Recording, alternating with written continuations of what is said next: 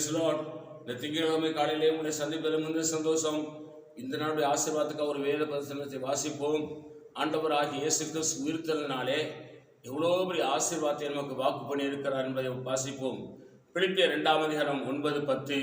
ஆதலால் தேவன் எல்லாவற்றுக்கும் மேலாகி அவரை உயர்த்தி இயேசுவின் நாமத்தில் வானோர் பூதரத்தோர் பூமியின் கீழானோர் முழங்காலில் யாவும் முடங்கும்படி பிதாவாகிய தேவன் அவருக்கு மகிமையாகி இயேசு கிறிஸ்து கர்த்தரென்று நாவுகள் யாவும் அறிக்கை பண்ணும்படிக்கு எல்லா நேரான நாமத்தை அவருக்கு தந்தறினார். அல்லேலூயா.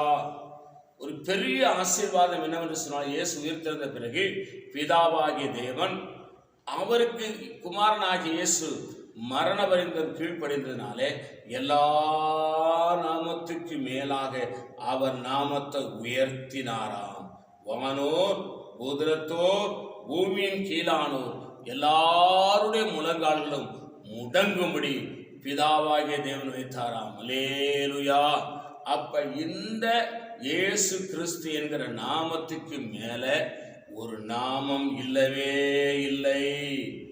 நாம் தொழுது கொள்ள, நாம் பணிந்து கொள்ள, நாம் ஆராதிக்க, நாம் போற்றுக்கொள்ள, போற்ற, உயர்த்த, புகழ வேறொரு நாமம் இல்லை.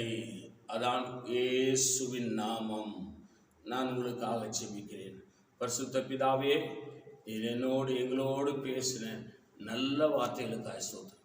இந்த வார்த்தையின்படி ஆசீர்வதியும் இயேசு நாமத்தில் வேண்டிக் கொள்கிறோம் பிதாவே. ஆமென். God bless you. கர்த்தர் உங்களை ஆசீர்வதிப்பாராக.